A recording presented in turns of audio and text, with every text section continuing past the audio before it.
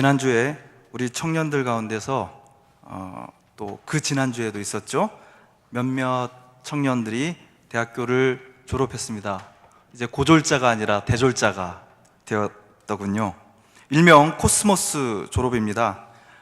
전에는 사실 코스모스 졸업하는 사람들 많지 않았는데요, 요즘은 전보다 더 많이 대학생들이 휴학도 하고 또 취업 시즌에 맞춰서 취업 준비를 하기 위해서 코스모스 졸업을 하는 사람들이 상당히 많이 늘어났다고 합니다. 정말 한여름에 졸업식을 하는데도요, 사람들이 제법 많더라고요. 여러분, 졸업을 하면 그 다음 단계가 아주 분명했던 때가 우리 인생에 있었습니다. 초등학교 졸업을 하면 중학교에 들어가면 되고, 중학교를 졸업하면 고등학교에 가면 됐습니다. 그런데 어떤 청년들은 고등학교를 졸업한 후에, 또 어떤 청년들은 대학교나 대학원을 졸업한 후에 이렇다 할 일이 없이 마치 진공 상태와도 같은 시간을 보내기도 합니다. 그런 시간을 보내본 사람은 압니다. 학교 다닐 때는 이것저것 한다고 그렇게 바쁘고 좀 쉴 시간이 있었으면 좋겠다라고 생각했는데 아무것도 안 하는 것도 참 어려운 일이구나 라는 사실을 알게 되죠. 우리는 살아가면서 인생의 매듭 같은 시간들을 맞이합니다. 보통 때와 똑같은 시간이 아니라 뭔가 새로운 것이 시작되기 전에, 그래서 앞으로 나아가지 못하고 마치 돌돌 말려서 얽혀있는 것 같은 그런 시간을 경험합니다. 사실 학교 다닐 때도 우리는 이런 질문을 하죠. 뭘 하며 먹고 살까? 눈만 뜨면 그런 질문 하기도 합니다. 뭐 하며 먹고 살까? 그런데 방금 얘기한 어떤 매듭과도 같은 시간을 보내고 있을 때는요, 그 질문이 조금 더 깊어집니다. 어떻게 살아야 될까? 조금 다르죠. 뭐 하며 먹고 살까 해서 어떻게 살아야 할까로 좀 깊어집니다. 그러다가 자기의 생존, 그저 먹고 살 걱정뿐만이 아니라 자신의 존재와 좀 더 어울리는 삶을 추구하면서 나오게 되는 질문이 있습니다. 똘똘하게 생각하다가 마침내 이런 질문이 툭 튀어나옵니다. 난 도대체 누구지? 라는 질문입니다. 철학자들은 이것을 어려운 말로 존재 질문, 그렇게 부릅니다. 하여튼 쉬운 걸 어렵게 만드는데 대단한 재주가 있습니다. 존재 물음. 나는 누구인가? 비전 청년들이 저에게 가르쳐줬어요. 이런 말을 쓴다고 그러더군요. 현타. 안 웃는 분들은 내가 좀 나이가 들었구나 이렇게 생각하시면 됩니다. 그러니까 웃는 사람도 있네요. 가식적입니다. 현실 자각 타임, 줄여서 현타가 온 거라고 하더군요. 내가 누구지? 내가 어떻게 살아야 되지? 현타가 온 거예요. 자, listen and repeat. 예문을 들려드리도록 하겠습니다. 내년에 반 50이란 생각에 현타 왔음 유유까지 가야 됩니다. 그래서 내년에 내가 25, 반 50이니까 어떻게 살아야 되지? 현타가 왔답니다. 내년에 25인 분들은 그렇게 생각하시고 내년에 30되시는 분들은 그렇게 생각하고 그 이상도 마음대로 하십시오. 현타 왔음. 여러분, 우리는 낯선 시간과 만날 때, 또 예상치 못했던 경험과 맞닥뜨릴 때, 내가 알던 것과는 전혀 다른 현실을 마주하게 될 때 갑자기 당황하면서 움츠러듭니다. 제가 좋아하는 독일의 소설가 가운데 미하엘 엔데라는 사람이 있습니다. 모모라는 소설로도 유명하죠. 그가 쓴 끝없는 이야기라는 소설을 보면 아주 재밌는 표현이 나옵니다. 인간이 간절하게 원했던 것을 눈앞에서 만나게 될 때 그 인간이 가장 간절하게 원하는 것은 거기서 도망치는 것이다, 이렇게 얘기를 했습니다. 정말 너무나 나는 항상 그걸 원해, 간절하게 원하는 그것이 딱 눈앞에 있을 때 인간의 내면에는 거기서 도망치고 싶은 소망이 아주 강렬해진다는 겁니다. 여러분, 우리는 모세의 이야기를 계속 함께 여행하고 있습니다. 모세는 지금 어떤 모습입니까? 바로 오늘 본문 앞에서 하나님은 불타는 가시덤불 속 목소리를 통해서 모세에게 이렇게 명령하십니다. 이제 내가 너를 바로에게 보내어 내 백성 이스라엘 자손을 애굽에서 인도하여 내게 하리라. 여러분, 비록 40년째 광야에서 장인의 양떼를 치면서 세월을 보내고 있지만 모세의 마음속에 저 애굽에 있는 사랑하는 부모님에 대한 마음이 왜 없었겠습니까? 자신의 민족, 고통당하는 사람들에 대한 안타까움이 그의 가슴 한켠에 있었을 것입니다. 그런데 그런 부모님과 친척들과 자기 동포를 위해서 아무것도 할 수 없는 자신의 이 무기력함을 곱씹으면서 그는 40년간 양떼를 치고 있건만 마음 한구석이 허전함을 느꼈을 것입니다. 괴로웠을 것입니다. 그런데 그런 모세에게 하나님께서 나타나셔서 사명을 주십니다. 내가 너를 바로에게 보내서 그들을 구해내겠다라고 말합니다. 하나님의 이 음성 앞에서 인간 모세가 내뱉은 첫 마디가 뭔지 아십니까? 여러분, 드디어 모세가 하나님 앞에 한마디를 하는데 그 첫 마디가요, 내가 누구이기에 입니다. 내가 누구이기에. 참 묘한 울림을 자아내는 말입니다. 내가 누구이기에. 11절을 읽어보겠습니다. 내가 누구이기에 바로에게 가며 이스라엘 자손을 인도하여 내리까. 이렇게 되어 있습니다. 내가 누구이기에. 영어로는 Who am I? 이렇게 되겠죠. 조금 삐딱하게 번역해 본 내가 뭔데요? 이렇게 할 수 있을 것 같습니다. 제가 성경을 번역하지 않은 게 얼마나 다행인지 몰라요. 내가 뭔데요? 어찌 보면 아주 솔직한 것 같기도 하고요, 비겁한 것 같기도 합니다. 좀 찌질해 보이기도 하죠.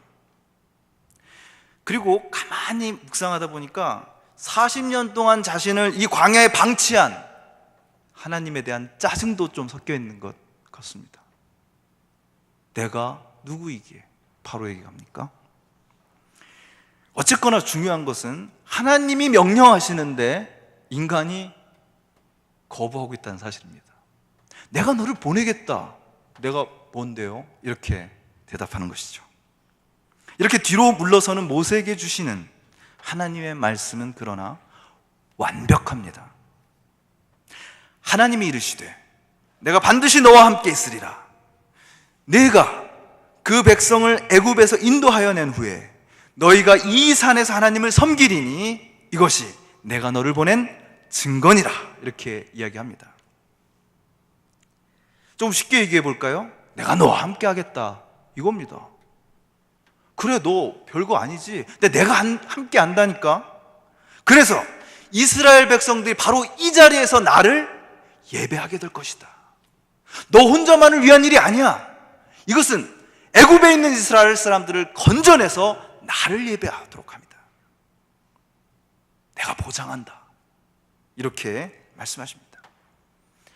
여러분, 어지간한 사람이면요, 여러분 중에 있는 몇몇 신앙 좋은 분들이라면 하나님이 이 정도 약속하시면 아멘 합니다.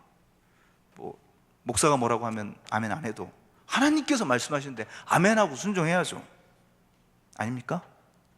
네. 혹시 나같이 허술한 사람이라면은 그래도 하나님 앞에서 더 오래 서 있는 게 좀 부담스러워서 얼른 그러겠다고 했을 것 같습니다. 상사랑 오래 있는 거 별로 안 좋잖아요.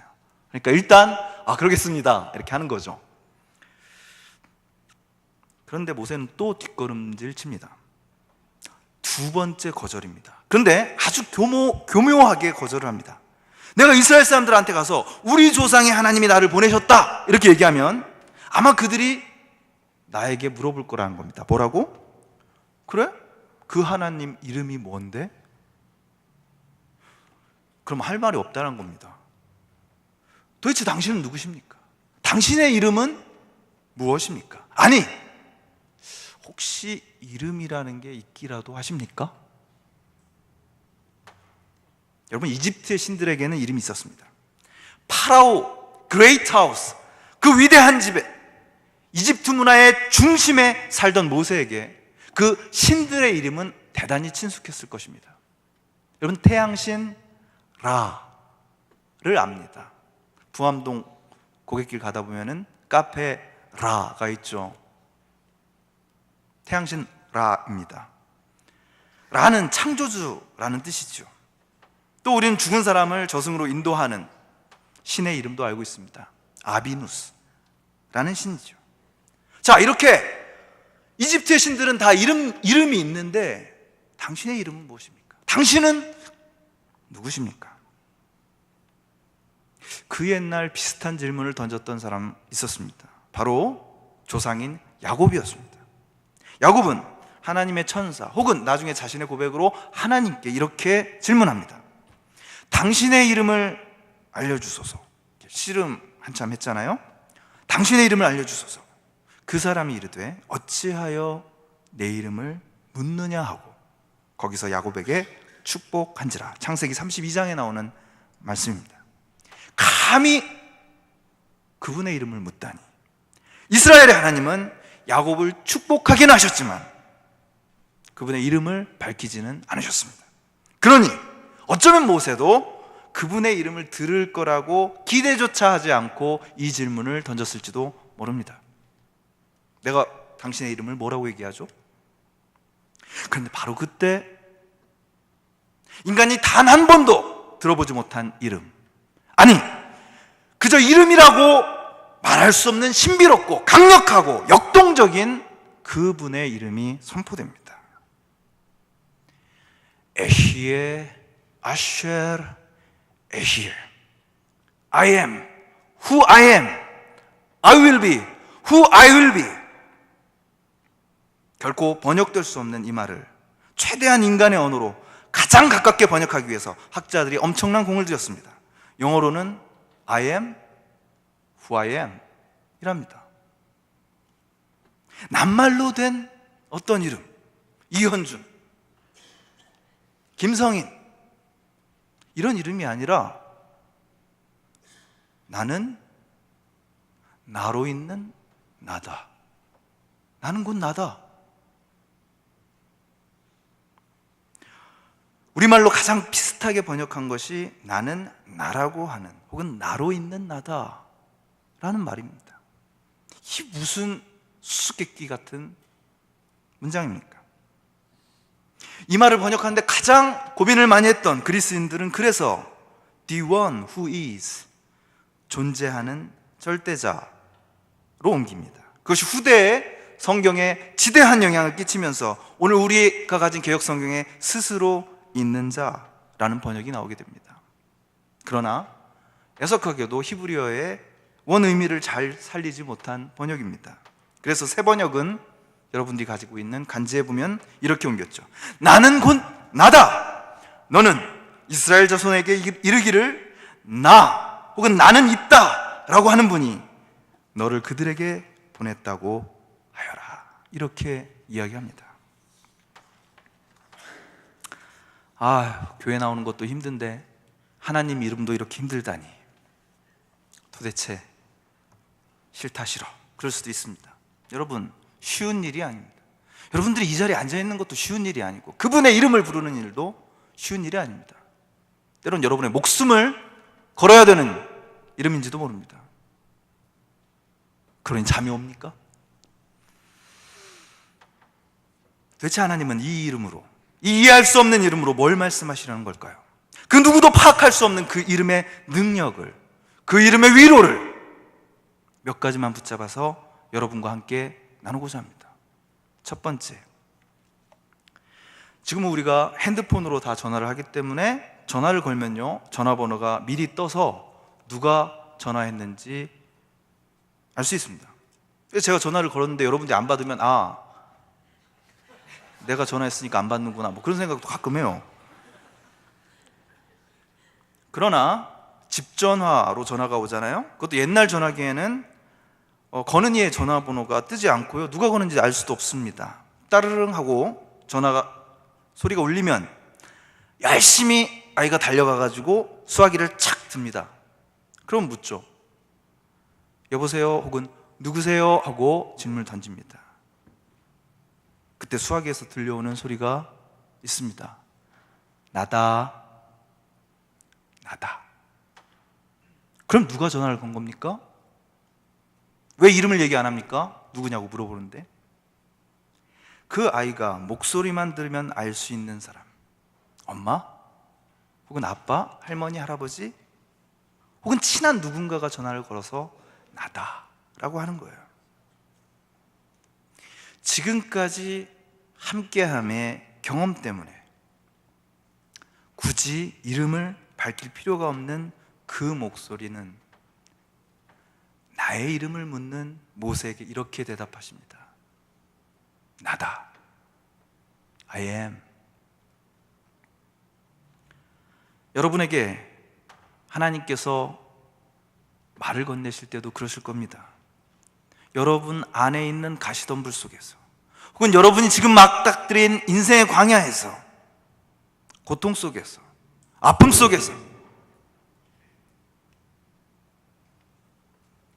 여러분에게 말을 건네실 때 하나님은 이렇게 말씀하지 않으실 겁니다. 나는 이스라엘의 하나님 여호와야. 이렇게 말씀하시지 않고 여러분의 지친 어깨를 어루만지시며 눈물을 씻어주시며 아픈 마음을 토닥이시며 이렇게 말씀하실 겁니다. 나야. 나다. 많이 힘들지? 이렇게 말입니다. 두 번째입니다. 하나님의 이름의 또 다른 번역은 I will be who I will be 라고 했습니다. 새 번역에 보면은요, 각주에 친절하게 나와 있습니다. 나는 되고자 하는 대로 될 나일 것이다. 더 기가 막힙니다. 근데 확실한 거 있습니다. 이건 미래형입니다. 그분은 전에도 계셨듯이, 그래서 나야 라고 얘기만 해도 우리가 금방 알 수 있듯이 지금도 그렇게 계시고 앞으로도 그렇게 계실 분입니다. 요한계시록은 환상 가운데 들은 하늘의 목소리를 이렇게 소개합니다. 거룩하다, 거룩하다, 거룩하다. 주 하나님 곧 전능하신 이여, 전에도 계셨고 이제도 계시고 장차 오실 이시라. 과거와 현재와 미래, 그 모든 있음, 그 모든 존재, 그 모든 존재함의 주인이신 분이 당신의 이름을 말씀하십니다. 내가 있다. 내가 있었다. 그리고 너희와 영원 무궁토록 함께할 것이다. 그 놀라운 이름이 훗날 어떤 놀라운 역사를 일으키는지 우리는 알고 있습니다. 마태복음 1장, 보라, 처녀가 잉태하여 아들을 낳을 것이요 그 이름을 임마누엘이라 하리라 하셨으니, 이를 번역한즉 하나님이 우리와 함께 계시다 함이라. 나는 곧 나다. 이 이름이 신약 성경에 오면 임마누엘이 됩니다. 세 번째, 나는 나다.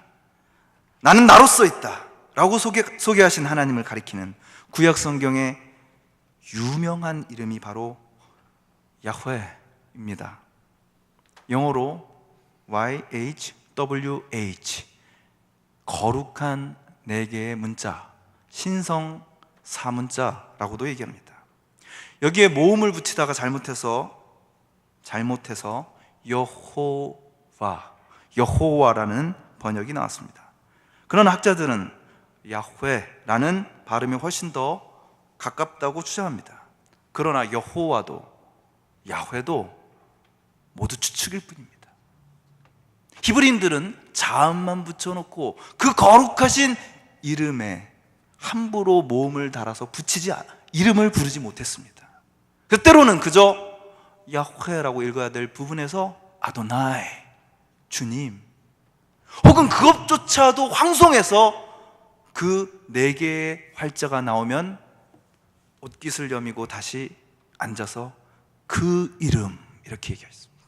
여호와께서 말씀하셨다. 감히 이렇게 말하지 못하고 그 이름이 나에게 명령하셨다. 이렇게 읽었던 것입니다. 우리는 그 이름의 의미, 심지어 그 이름의 발음조차도 정확히 알 수 없습니다.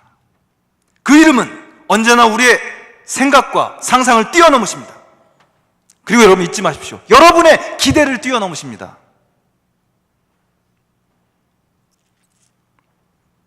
내가 이럴 거라고 기대했던 하나님, 그 하나님이란 이름의 우상마저도 깨트리십니다. 그래서 때때로 실망하죠. 내가 기대했던 하나님이 아니기 때문입니다. 그러나 그분은 감히 우리가 우리의 언어로, 우리의 상상으로, 우리의 기대로, 우리의 판단으로 가둬놓을 수 있는 분이 아닙니다. 여러분이 지금 예배하고 있는 분이 그분입니다. 하나님마저도 나의 기대대로 움직여야 된다고 감히 생각하는 여러분들이 지금 그분 앞에 서 있습니다. 하나님을 나의 수호신쯤으로 생각하는, 나의 기대를 뛰어넘는 분이 지금 여기 계십니다. 유한한 인간이 감히 파악할 수 없는 신비요 놀라운 사건입니다. 그분이 지금 이 자리에 계십니다. 싫다고 거부할 수도 없습니다. 못하겠다고 물러설 수도 없습니다. 그분이 계십니다. 여러분의 예배를 받으시고 여러분과 함께 계십니다. 아직 젊어가지고 내가 누구이게? Who am I? 내가 뭡니까? 라고 말하면서 연약하게 물러서는 여러분에게 I am who I am. 나는 나다 라고 밝히시면서 여러분에게 닥쳐오시는, 그리고 여러분을 새로운 삶으로 인도하시는 바로 그분이 계십니다. 야훼, 그분만이 여러분의 존재, 여러분의 과거와 여러분의 현재와 여러분의 미래, 여러분의 있음을, 여러분의 살아있음을 주관하십니다. 어제도 오늘도 그리고 영원무궁히. 여러분, 그런 하나님 앞에 서 있는 여러분은 누구십니까? 내가 누구에게 누구이기에 바로에게 가며 이스라엘 자손을 애굽에서 인도하여 내릴까? 여러분은 누구입니까? 여러분의 이름입니까? 여러분의 이름을 빼면 여러분 도대체 뭡니까? 오늘의 본문에서, 아니 출애굽기 전체에서, 아니 성경 전체에서 확실한 것은 여러분의 이름이 아닙니다. 그것은 단 하나, 내가 너를 보냈다. 이거 하나입니다. 10절, 이제 내가 너를 바로에게 보내어. 12절, 이것이 내가 너를 보낸 증거다. 13절, 모세도 이렇게 얘기합니다. 나를 너희에게 보내셨다. 14절, 에히에, 나는 있다 라는 분이 나를 너희에게 보냈다. 15절, 너희의 조상의 하나님 여호와 곧 아브라함의 하나님, 이삭의 하나님, 야곱의 하나님께서 나를 너희에게 보내셨다 하라. 이는 나의 영원한 이름이요 대대로 기억할 나의 칭언이라. 나는 누구인가? 여러분, 죽을 때까지 이 질문에 대한 답을 찾지 못할 겁니다. 확신합니다. 내가 누구라고, 내가 누군데 이 세상에서 그리스도인이 되어서 이렇게 힘겹게 살아야 되는가?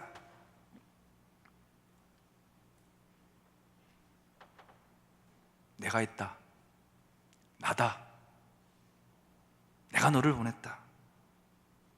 이것이 그리스도인들의 유일한 정체성입니다. 나 전미나 없어요. 몰라요. 여러분이 알 것 같습니까? 착각하지 마십시오. 여러분은 여러분 자신을 알 수 없습니다. 유일하게 확실한 것 하나, 그것은 나를 보내신 분이 계시다는 사실입니다.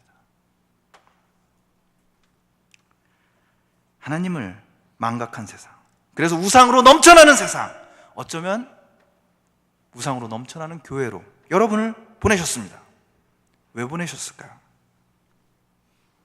콜롬비아의 작가 가브리엘 마르케스의 노벨상 수상작 100년 동안의 고독에 나오는 이야기 한 토막입니다. 어느 마을에 전염성 건망증, 기억상실증이 퍼져나가기 시작합니다. 연로한 어르신들로부터 시작해서 인구 전체에게, 어린아이들까지 기억상실증이 퍼져나갑니다. 먼저 어린 시절의 기억이 사라집니다. 그 다음에는 물건의 이름들이 기억이 나지 않아요. 나중에는 나랑 친했던 사람들에 대한 기억마저 다 잊어버립니다. 마을 전체가 기억상실에 빠져버린 그 마을에서 한 청년이 필사적인 노력을 시작합니다. This is table. 이것은 식탁이다. 이것은 창문이다. 이것은 암소. 우유를 내기 위해서는 아침마다 그것을 짜야 한다. 우유는 끓인 다음 커피에 넣어 밀크커피를 만든다. 확 땡기시죠? 밀크커피. 이런 식으로 쪽지를 붙임으로써 그 기억상실증이라는 전염병의 피해를 최소화하려고 노력합니다. 모든 데다 쪽지를 붙인 다음 마지막 큰 길에서 마을로 들어오는 입구에 그는 커다란 표지 2개를 붙였습니다. 하나에는 우리 마을의 이름은 마콘도입니다. 그렇게 써놨습니다. 그리고 그보다 더 큰 표지판 하나를 마을 중앙 거리에 세우고 이렇게 적습니다. Deus existe. 하나님이 있다. 망각의 세상 속으로 여러분을 보내셨습니다. 누가요? 나는 곧 나다. 내가 있다! 라고 말씀하시는 그분께서 여러분을 보내셨습니다. 여러분의 존재는 없습니다. 살고 있는 것 같지만 이게 사는 게 아닐지도 몰라요. 유일하신 현실은 바로 그분이 계시다는 것 뿐입니다. 그리고 그분이 여러분을 보내셨습니다. 유대인들은 그 이름을 발음하는 것을 삼가하면서 자음 4개로만 구성된 그 이름이 나오면 아도나이 혹은 하셴, 그 이름이라고 읽었습니다. 여러분이 잊지 말아야 할, 여러분이 이 세상에 크게 써 놓아야 할 이름입니다. 그 이름만이 구원의 능력, 그 이름만이 우리와 온 세상의 피난처가 되시기 때문입니다. 아멘. 기도하시겠습니다.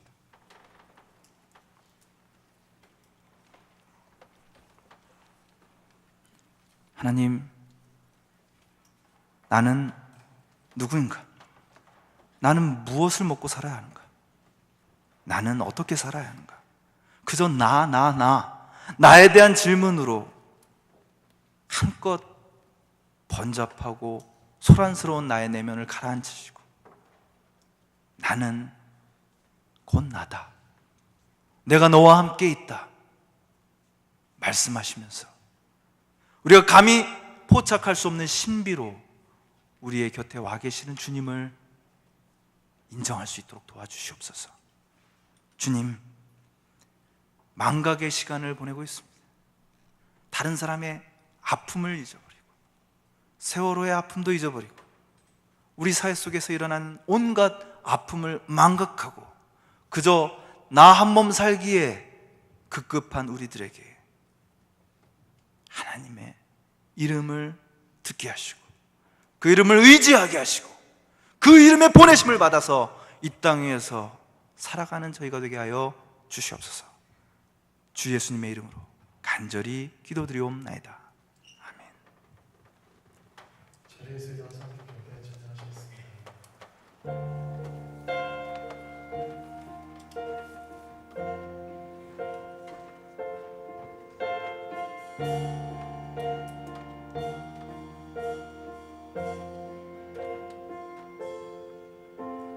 아침이 밝아올 때에 찬양의 맘 주시네.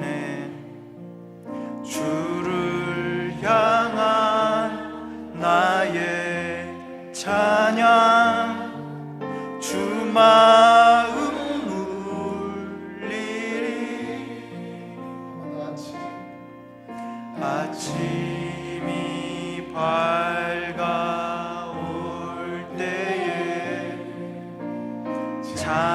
찬양의 맘 주시네. 주를 향한 나의 찬양, 주 마음 울리리. 그 이름 강하고 견고한 성문, 나의 피난처 되시네. 그 이름 구원의 능력 되시니 온 열방이 다 찬양하네. 그 이름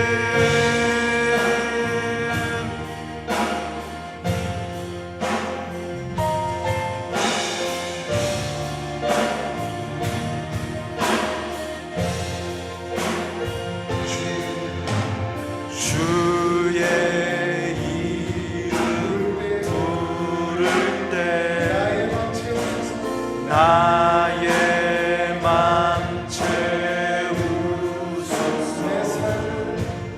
내 삶을 주께 드리며 주 이름 높이리.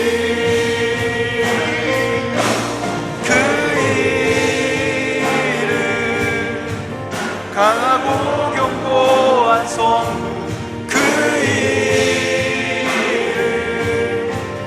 나의 피난처 되시네. 그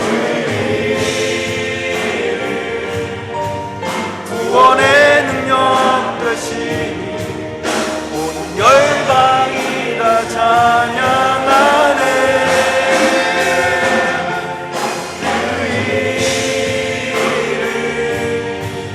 강하고 견고한 성문, 그 이름 나의 피난처 되시네. 그 이름 구원의 능력 되시니 온 열방이 다 찬양하네.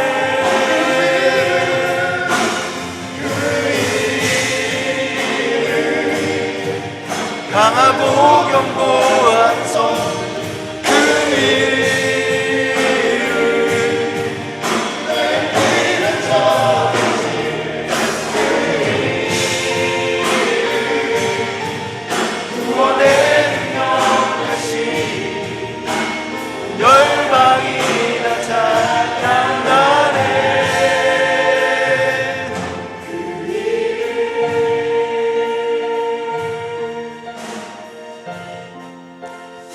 이 시간 조용히 먼저 함께 같이 기도하시기를 원합니다. 오늘 주시는 말씀을 통해서 나에게 새로운 음성으로 다가오시는 하나님의 그 목소리를 듣길 원합니다. 주님,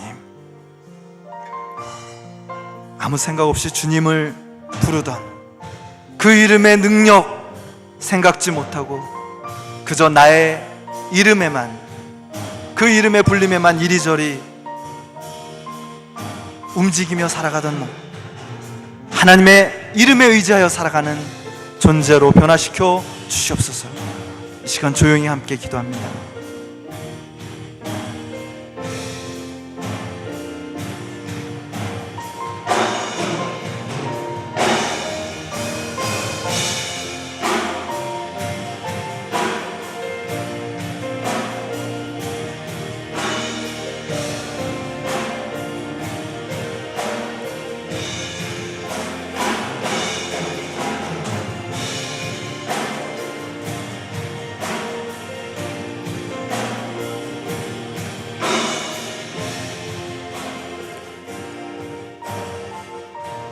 이 시간 그분의 이름을 의지하여서 중보하며 기도하기를 원합니다.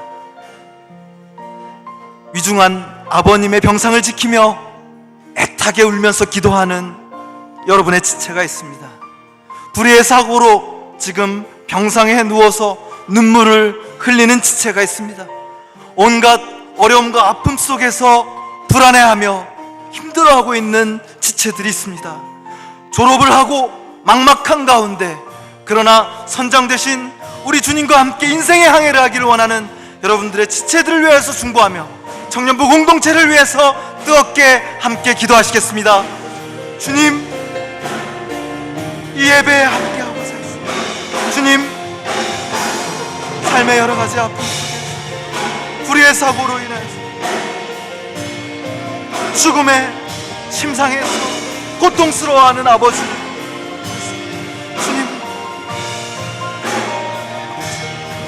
우리 유선우 이준호 형제를 주님께서 기억하여 주셔서 주님,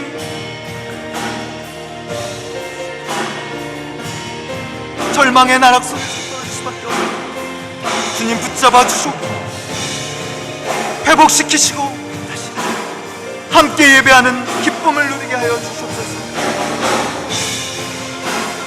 아버지,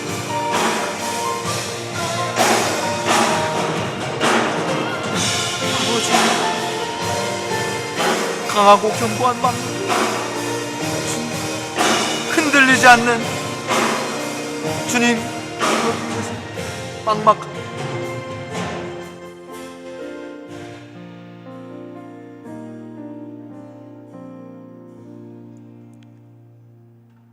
지금은 우리 주 예수 그리스도 임마누엘이 되신 예수님의 그 크신 은혜와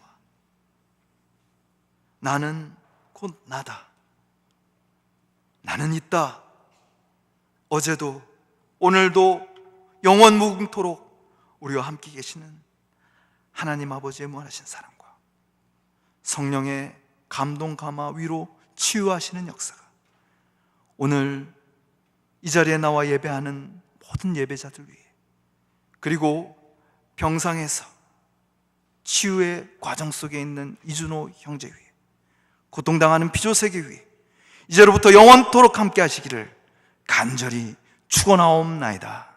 아멘.